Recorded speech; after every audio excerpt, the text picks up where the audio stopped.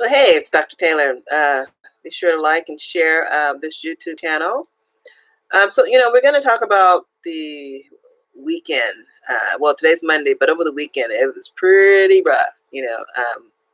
Everything open, and I don't know if we just lost our minds or what, but the beaches were open. It was packed.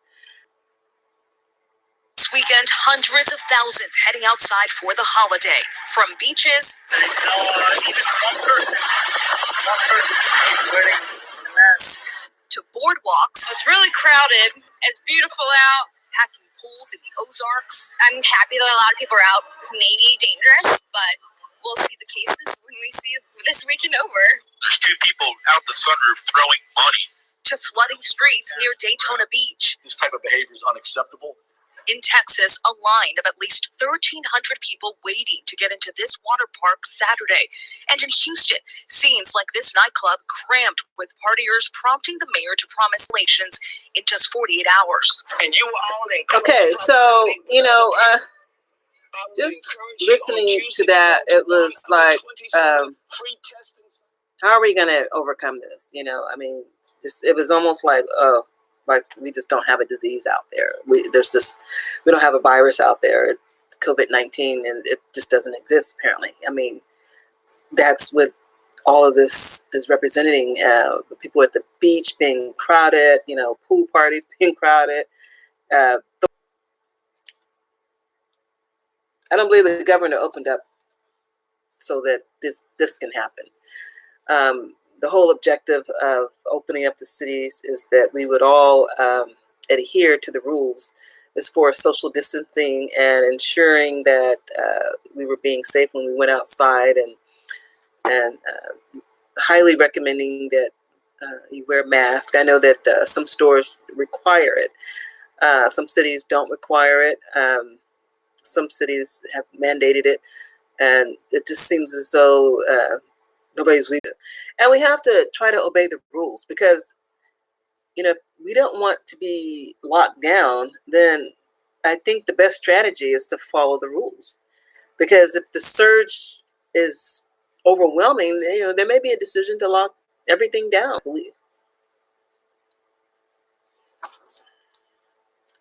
And I know many people are going to say, oh, well, we have the right to, liberty and justice for all and freedom, and and we have the right to do whatever. But no, it's not about that. What it's about is us trying to eradicate a virus that has invaded the United States. That's what it's about. It's about trying to get rid of and minimizing risk factors right now. Because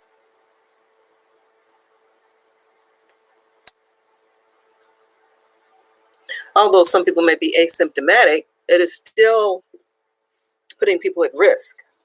So I think that when we look at what took place over the weekend, if it continues to go that route, I'm thinking, and I'm hoping our governors are thinking that they're going to have to come up with some better strategies to get control of the situation, so that we're not putting other people at risk, and we're not looking as if though we just don't care because we're trying to enjoy ourselves. And I know that's what we want at the end of the day. Some people who have passed away, and the numbers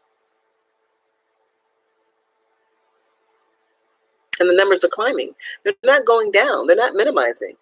So I am curious myself, to see maybe in the next 2 to 14 days, what the repercussions are as a result of all of this non-social distancing and people not wearing masks and everybody hanging out and partying in large groups. Kind of curious to see the outcomes of that, what the numbers will look like. Was there a large group of individuals impacted? Was there not? Salons. I haven't been to the hair salon, and I couldn't tell you how long. I guess for the last 2.5 months. I just have to wash it, braid it, and be natural. That's it for right now. So we got to think about who are we affecting, the people we were affecting, when we go out and we make these decisions. I know we have the 4th of July. Really try to wear a mask. But it's up to the governors to really enforce this situation, because it can get out of hand, and it is getting out of hand. So at the end of the day, when people start dying and more people start dying, then all of a sudden people are going to start looking at the governors and they're going to be looking at our leaders and saying, oh, you didn't do anything about it. You just let us die. So it's almost, again, a double sword. So if we can't hold our end of the bargain by, social distancing, wearing a mask, washing your hands, can't have any. The governor's going to step in and say, now we're going to treat you like children because you're not following the rules. And at the end of the day, this doesn't have to last forever. If we can at least try to get through this process, follow the rules, wear masks, give it time to eradicate itself, then we can move on with our lives. But the longer we not comply, the longer it's going to drag on, the more people that are going to die, and the numbers are going to just get larger and larger and larger. Because people are going to fear for their lives and not want to go to work in fear of getting sick, especially if the numbers surge out of the roof. So we really have to think about that, and we have to be conscious of what it is that we're doing when we walk out that door. Be sure to like, share the video. If you have any suggestions, questions, you can leave questions in the comments below. But yeah, after this, we're looking at what took place this weekend. I think our government won.